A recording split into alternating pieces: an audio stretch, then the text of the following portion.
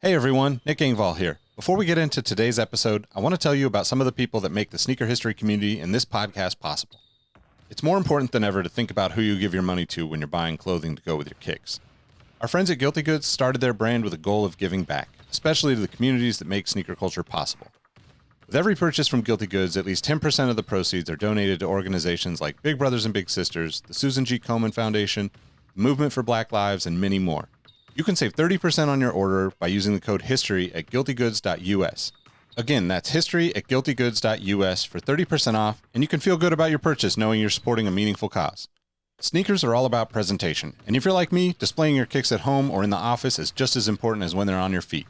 Sneaker Throne makes sneaker display cases featuring customizable LED lights, drop-side cases to showcase the entire side of the shoe, not just the heel or the toe, the whole shoe.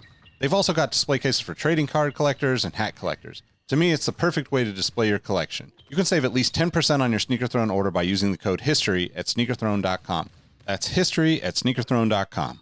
If you're a Patreon supporter or a member of our Discord community, you already know about Kicks with V hot sauce and his small batch, locally sourced hot sauce. V has been one of the biggest supporters of sneaker history and the podcast since the early days. He's currently the defending champion in our community trivia nights competition. Kicks with V hot sauce has been a huge hit with the community. You can save 10% on your order by using the code SNEAKERHISTORY10 at kickswithvhots.com. That's SNEAKERHISTORY10 at kickswithvhots.com. Now, you're probably here because you like sneakers, and if you join the Discord, you know our community is about so much more than that. Whether it's the marathon-like community calls, trivia night debates, the in-person meetups, or just sharing our favorite experiences, we found that although we have such different backgrounds, we all have some unexpected shared passions. Not only does the entire community look out for each other when it comes to releases, we're like a support group for life in general. You can join the Discord community for free by heading to the show notes of this episode. After you're done listening to this episode, tell someone you like their kicks today. You never know how far a simple compliment can take you, and we all know how good it feels to have someone show their appreciation. Now let's get into today's episode.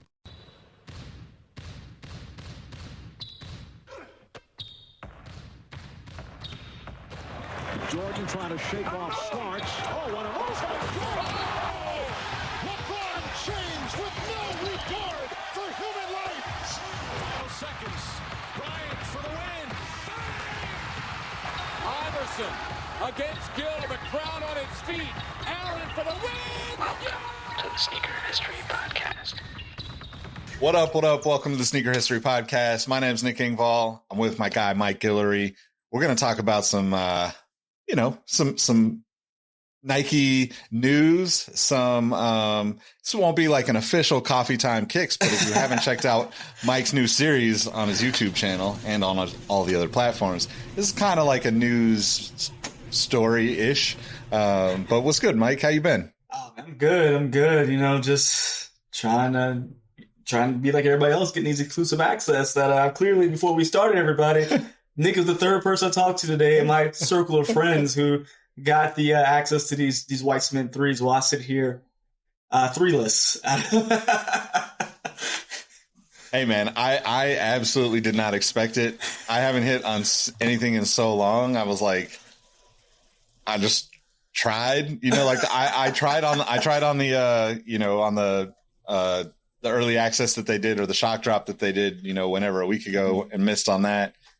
And I mean, I don't know, just lucked out, and it's so weird because like I don't, I'm not really buying as many things from Nike anyway, but like that's a shoe that's so, I mean, top 3 shoe for me, so it's not like I'm not gonna try. Yep. And yeah, man, I'm pretty stoked, like I'm excited to see them and get them in hand, but of course, like, when you hit on something, it always takes so long. And then you're like, I feel guilt because I posted to social media or posted in the Discord.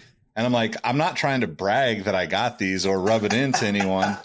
I'm just genuinely excited. And like, if I think of people on social as my friends the way I do, or in the Discord, obviously we're all friends in there. And it's like, I want to share. I'm like, yo, I'm stoked. I finally hit on something. And then I feel like I gotta just like ducking all the backlash, It's not you, Nick. We're not mad at you. We're mad at the sneakers app, as always. I mean, that's what my anger's pointed towards. In fact, I'm happy. Like, everybody who got them, good for you, because you don't have to worry about the 11th. So I'm happy for all my buddies who were able to get them. But I said, you know what? Maybe I won't go through this distress again for a third time because I missed a shock drop for being in a meeting. I didn't get exclusive access, and I don't even want to fight the bots and everything on the 11. So I went ahead and got Fire Red 3s from that last release, and they were just about dang retail. So still a win. I just wear them a lot, so they look like Reimagine after about 3 years. Nice. Yep. Yeah. I mean, I still would like to get a pair of those Fire Red 3s for sure. But, well, so we want to talk about some news stuff. This all kind of stemmed from a complex story about Nike's release policy being, air quotes here for those that are listening, leaked. It's kind of funny that like something could be leaked from a brand and the brand never says, hey, take that down, right? Like how leaked is it if the brand doesn't care if it's out there? So the general idea and principle behind this whole release policy changes and the rules is that Nike is trying to put more things in place to control the release aspect of shoes. You know, like underlying thing is like a lot of the skate shops that I've been entering in for SBs over the last few years. I donate, you know, to a cause, which is great in my opinion. I don't think that Nike should shut this down, but you know, you donate $5 to a local charity type thing or a, you know, homeless shelter or whatever they choose. Right. And that gets you an entry into the raffle for a pair of Dunks. Yeah. And I think that's super dope. I think it's like the best way to go about doing it. If you're serious about it, giving $5 to a good cause is not really a big deal. And if you're smart about it, it ends up being a tax write-off anyway. Right. So like, yeah, you know, to me, that's a really cool way of doing it. But I do understand, you know, there's a lot of challenges with releases. So I don't know how much you read into this, but curious to know what you think about this kind of the changes that they're supposedly going through. And it's quote, you know, hot releases are right. Or I think it's hot releases or whatever. High heat versus general release. So that aren't even in stores anymore, which is hilarious. The only stores that get those shoes are like, you know, a few of the like high level boutiques who probably aren't doing this anyway. But one of the ones that got me, then I noticed and it made me look back at a particular store actually here in Houston who would do this. You've probably seen it before. I know you guys listening probably have seen this where, for example, Jordan 3 white cement's going to be releasing. To get to guarantee your pair, come in and buy X amount of dollars worth of Jordan or Nike apparel, and we'll guarantee you a size. There was a store that would do that here, where you have to go buy, so they can get rid of that. Because you guys all know, or maybe don't know, when stores, especially boutiques, are trying to get the high heat Nike product, Jordan product, they get saddled with a bunch of nonsense. So all the time you go in these stores, like, why do you have all this crap? Because they have to buy it in order to get the high heat drop. So stores, in order to kind of break even on that, will go in and have you go buy their clothing to go get a ticket to be guaranteed the shoe. So I noticed that when I read this, I'm like, man, as of recent, this store hasn't been doing it because they would post on Instagram and now they're not doing it. So I guess I don't feel like this was a unintentional leak. I think this was one of those, hey, we're going to put this out here to scare everybody from doing crap. And that's kind of funny to me because that was one of the things that really made my ears perk up. But then also previewing the item, I don't know if you remember, because you worked in sneaker retail, didn't you? Yeah, yep.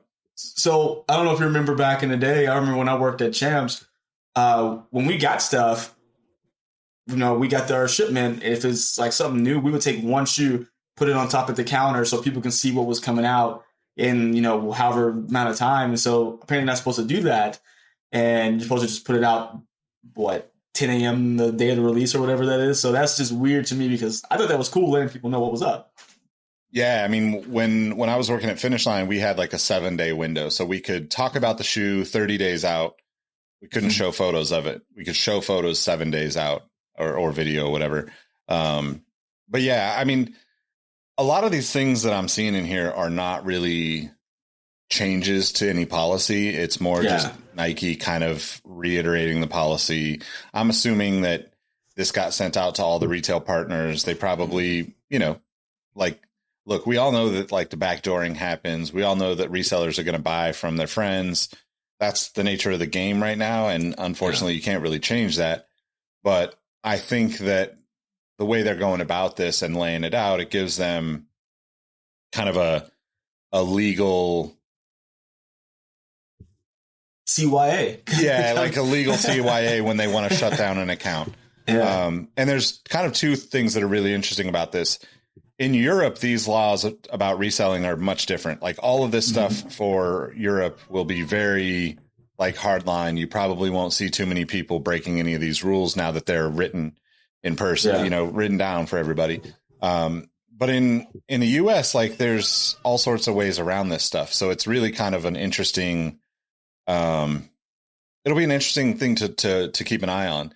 I think like there's a handful of things, that are in this. So like in general, and I'm just going to kind of go through the bullet points on the Complex article, but if you want to check it out, we'll link to it in the description of this video or podcast, whatever you're watching or listening.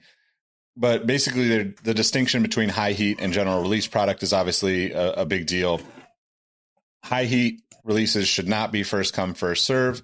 Drawings for high heat products are basically the suggested way that, launching products are. Nike's suggested way for launching high heat products is through drawings.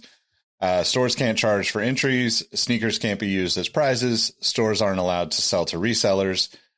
Protecting against bots, you have to put some sort of deterrence or, put effort into a reasonable amount of effort into protecting against bots. Collaborating with Nike, it's like the policy has a brief section explaining that in some instances, stores may be able to partner with Nike to release product. That's really high level. You're going to do that regularly if you're a big box retailer like Finish Line or Foot Locker. But with boutiques, to Mike's point earlier, that's only going to happen with really like the top tier, partners. Obviously reducing the risk of fraud. That's, kind of general, like the people are doing that already. It's a general rule. Don't you're anybody. It's nothing new. Stores have to limit how much a customer can buy. That's nothing new. When stores can sell products, you can only sell it at the same time they release it on sneakers, basically 7 a.m. Pacific, no earlier. That's same old. Releases must be stored securely. That's the same policy as before. I mean, I think like, to your point, like the launch embargo type things, like where you can't show the shoe early, that's a little bit different. But now they're saying promote or market the sale of launch product more than 14 days before the release date. So those could change pretty regularly. They did before, and a lot of that stuff does now with releases. And they basically say that if you don't follow the rules, the brand says that the failure to comply could result in Nike canceling or adjusting your orders, managing your allocations, and just straight up shutting down your account. So I thought that was really, really interesting, but it's also really odd because a lot of the stores doing this don't have the same budget as Nike, right? Mm-hmm. Like exactly. Yeah. So like I think of Kith, right? Kith and Ronnie and Andy, who's headed up like basically the web experience over there for years, Andy Oliver. They've spent decades trying to make all that stuff work better, working with Shopify for, like they were like kind of, I would say like cutting edge in the beginning, like trying to figure out how to keep bots off of it, how to make the releases fair, all that kind of stuff. But like they're a completely different, entity than some of these other partners and retailers that Nike has. So I'm not really sure how any of this is going to be feasible for most of the people selling these shoes. Yeah. I mean, and just some of the, I guess I still feel like the one that just doesn't make sense to me is like the launch embargo because,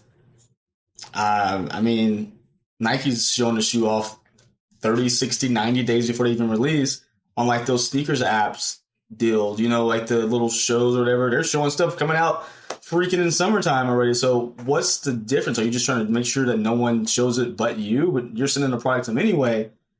This is very weird because that I think helps them as a big company to say, hey, if I let, this store show it, whatever, show pictures of it, show like hanging the shoe out on a glass case, whatever. That's going to drive traffic for them to go ahead and buy the shoe, which means more money in our pocket. So I don't know. I feel like that one of all is probably the silliest rule. But other than that, I mean, it's business as usual. I mean, those are things that back in when I was in sneaker retail in 2011, 2010, all those things were pretty spot on. Secured the shoes. I mean, I remember here in Houston when Concourse came out. Yeah, someone broke into the Galleria Mall, blew a hole through the side of the store, and took their shipment, which it was secured. Just they really wanted them, so they went all Italian job on them. And yeah, totally. I remember that too. And that stuff happens all the time. You know, people are crazy about the sneakers for some reason compared to, like other things. But I think the interesting thing to me about the embargo and like showing things early, being somebody who's worked on brand marketing for a lot of companies throughout the years, the worst thing that can happen to any kind of story or release is somebody making a mock-up or somebody taking like a terrible, Samsung or, Verizon. What is it? Everything that happens Motorola now, basically. Yeah, Motorola V60 flip phone style photo. Like all of that stuff really hurts when you're trying to tell a story around a product. And we don't think of it as a big deal because it's Nike, and Nike has, millions and billions and whatever amounts of dollars to, like, they'll be fine. But the practice of like leaking things to me has always been like I have mixed feelings around it, because if I was trying to market a particular product for a brand or retailer or something, and somebody posted like a terrible photo of it, or, like nowadays camera phones are a little bit better, so it's not as bad. But, you go through this process of like getting samples made, taking pictures so early, going through like making a photo, having a photo shoot. You might have, depending on the product, you might have like, all sorts of content wrapped around the release of that shoe, or, colorways of the shoe or whatever. So it's really disheartening when you see that stuff. Even for me, like, I mean, I understand it. Like, I'm excited about stuff that comes out a year from now because some account, mocked it up and leaked the info. And like, I can't be, I know that it's hypocritical saying that I'm not, that I'm frustrated by it, because it's a mixed emotion thing for me. Yeah. But I do think that like Nike has always tried to kind of control that flow. They're just trying to put another layer in here and like say, hey, we want like we want the like good images to go out, right? Because by 14 days out, Nike has already produced all the images they need. Like, you could have a situation where like with these, White Cement Reimagined, right? Maybe they got early samples. They created the photos are shot. It's put up onto the sneakers app. It's on the website, all that stuff. Maybe there was something in the sample that is wrong. So they got to go back to the drawing board, get new pairs. So like by, keeping that, cause you see it all the time, right? You see like a mock-up that's done. Oh, somebody is guessing at what it's going to look like. And I think it's nothing against that. I like seeing it. It's like, I don't care that early about most releases, but it's cool to see like people making the artwork and stuff, as long as it's not super terrible. But then you see all these accounts that just like take terrible photos trying to get, followers or hype or, some internet clout. And it just is like, I don't know, not really necessary. So even though it seems petty, to say the least, I totally understand where they're coming from on that one. Mm-hmm. But it's also one of those things that like the rest of this whole policy layout thing is really weird to me, because the other story I wanted to talk about is how, like Nike basically requested that the Portland police provide them security at one of the stores in Portland recently, like within the last couple of weeks. And it just came out tonight that Portland was like, nah, fam, you're good. You can hire your own personal security. You got this. Like Nike even offered to pay for the police to be there. Like off-duty cops, I saw that. Yeah.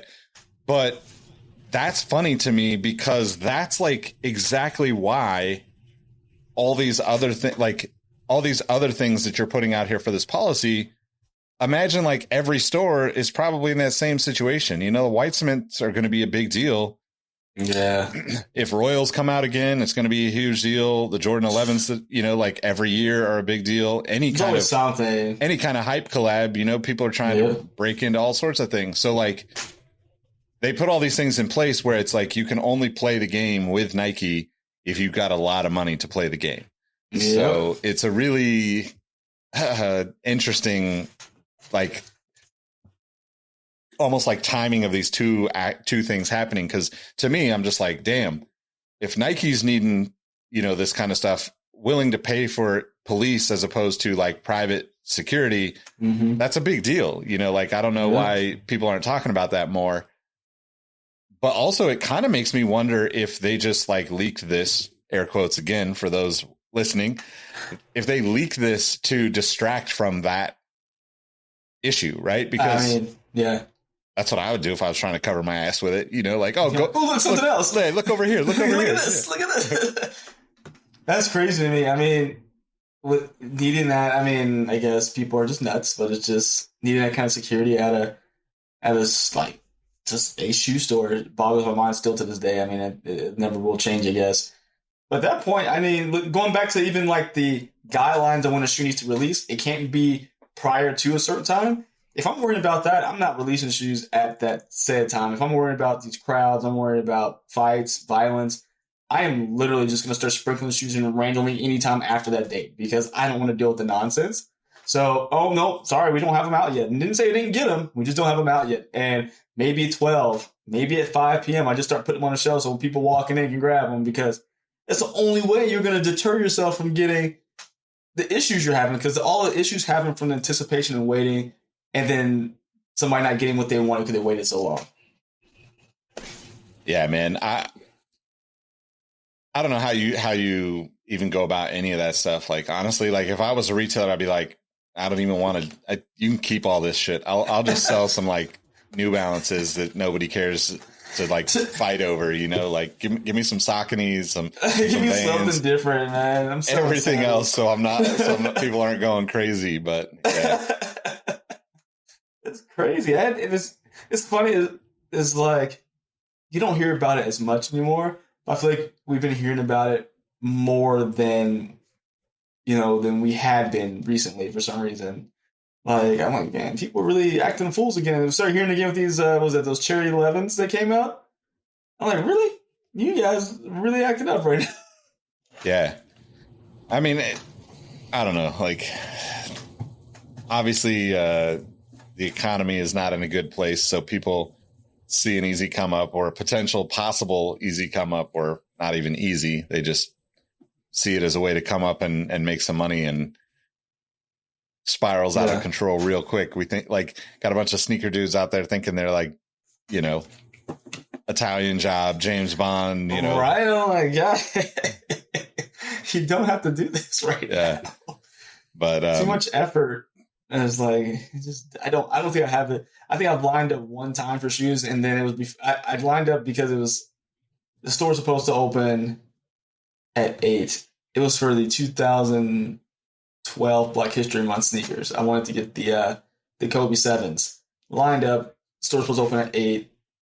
I was in a pretty decent spot in line, but I had to be at work at 9:30. So I was like, well, I'm not gonna stand here. So I just left, and I was like, because they didn't want to open because there were too many people there.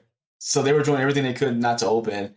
And it was just one of those things, like they didn't want to deal with it, but at the same time, looks like they were trying to possibly, let the homies get hooked up too. So it was like, I'm not worth my time, and I don't want to stay here if this is going to go down sideways. Yep, exactly. Yeah. Yeah, I don't know. I'm really curious what people think about this whole,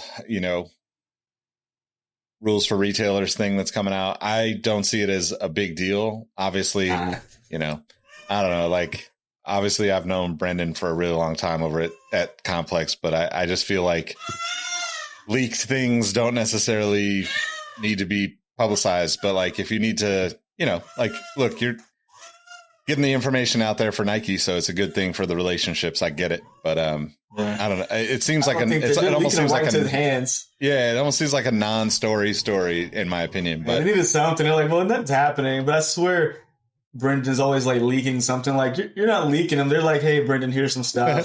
Throw it out there whenever you get a chance. Yeah, but it's. I mean, that's kind of always how it's worked, right? Like you always have that like give and take with like a big media outlet. And I mean, they do a good job with, kind of calling Nike out on the bullshit at times too. And I'm, I think like that's one of the things that needs to happen more, to be honest, but it's also tough because, to get to that information, it takes a lot of research and, verifying of facts and information when you've got like all these kind of crazy things that, and like distracting accounts and everybody on the internet with an opinion. And like, I saw, I don't want to get into it on this episode, but I saw there was updates from the, what was it? Zadeh Kicks? Was that big? Oh yeah. Homeboys. Yeah. I know you're talking about. So the last update that I saw earlier tonight was that apparently they may go after like the people that actually got the product from him and made money off of it as like a second. I forget what they call it, but it's like the claw. It's like the claw. I'm drawing a blank on the name. Essentially, like if you bought from him and resold and profited, you are now like, there's like 15 or 20 people that are on a list that might be looped into lawsuit, into that. I mean, I don't understand how that would even be. How would I be in trouble if I bought? So I guess it's not the same as like me buying drugs from a drug dealer. It's all illegal. Like, but he offered a service that he couldn't. I feel like he couldn't provide. So I feel like he should be the only one in trouble because people gave him money to get shoes, which are perfectly legal as far as I know. So it's kind of weird that those people would be in trouble too, unless they had some part of like some ownership or stake in the business.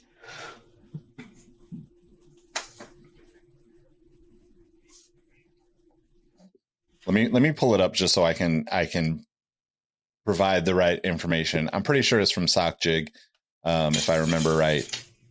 But yeah, so SockJig tweeted it.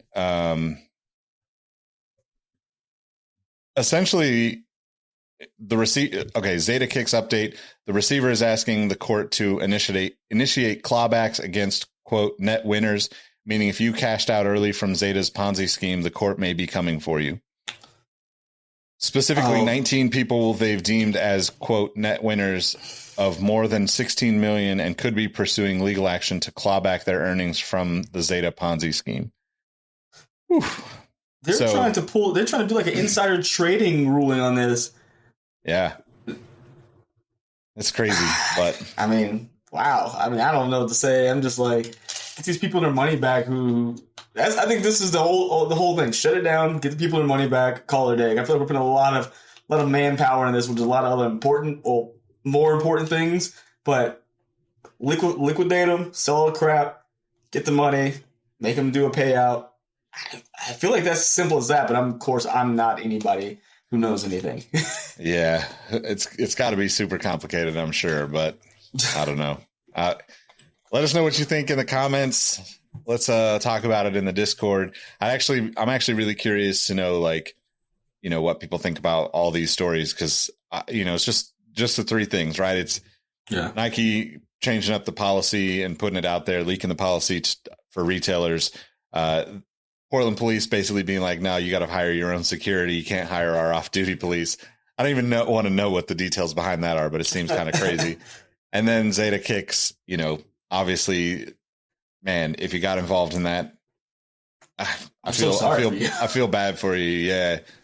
But that's really it. Like at the end of the day, just remember they're just sneakers and be kind to people. That's all we got to remember. Go watch some of Mike's YouTube videos and look at some other shoes besides these crazy high Nikes. Yeah, that's crazy, man. I was like, yeah, just a shoe, man. Just enjoy it. Enjoy it while you have it. It's going to fall apart eventually. Yep, exactly. All right, man. Well, let them know how they can find you. I know you got a lot going on. You got content everywhere. So, well, where am I? Just pick a place. I'm going to be there probably. I'm, of course, will always be here on Sneaker History. I am going to be on YouTube under just Mike Guillory. You'll find me Instagram and TikTok. I don't usually mess with Twitter anymore. Just a bunch of angry people. But you'll find me Mad Watcher 789 there. Videos typically every Wednesday, Thursday, Friday, and hopefully get some bigger videos in store in the near future. So let's go watch them, guys. That's all. Just watch them and click the little like button. It takes 5 seconds. The videos are like 60 seconds. So help me out. No, just put it on the background of your computer and yeah, you don't gotta watch it. Just turn it on and walk away. Pad the stats for them. Just hit play all on the channel. Go through those playlists. Hey, I'm all cool, man. I just you don't have to watch it. I don't care. Just turn it on and walk. Let your dog watch it. Yeah, there you go. All right, y'all. You can find me at Nick Engvall on all the platforms. More importantly, follow at Sneaker History everywhere, and make sure you hop into the Discord. It'll be the first link in the description, whether you're watching or listening to this. If you haven't joined already, amazing group of people. I know I say that all the time, but I really, truly think I've made more incredible friends from the 500 or so people that are in that Discord than most of my life on this planet. So love y'all. Thanks for listening and rocking with us. We'll catch you on the next one. Peace. See ya. Hey everyone, this is Nick again. Before you take off, do us a solid and head over to Apple Podcasts to leave us a review. Give us a rating on Spotify and Amazon Music, and make sure you're subscribed to our YouTube channel because we have even more video content coming soon. Speaking of new content, we have an amazing community of sneaker enthusiasts that hang out in our Sneaker History Discord on a daily basis. While sneakers is a connection point that brought us all together, we've all discovered countless shared passions that we have in common with each other. We recently launched a couple of new podcasts directly from our community. One of them is a Formula One podcast. If you're an F1 fan like me, the Exhaust Notes podcast is your weekly fix of Formula One fun. It's hosted by myself, Rohit Malhotra, and Todd Yates. New episodes drop every Tuesday. I've been wearing fitted hats for years and collecting my favorite teams since I was a little leaguer. It has been awesome to see so many new fans getting into fitteds in recent years. Crown and Stitch is our new talk show about fitted hats with Dexter, Keith, and myself, where we talk about fitted hats, snapbacks, throw in some obscure hats because we all kind of like some funky stuff once in a while, don't we? Copping, collecting, and so much more. New episodes drop every Wednesday. Hit the links in the show notes for this episode to give our new shows a listen, and be on the lookout for more new podcasts dropping soon. Last but not least, tell someone you like their kicks today.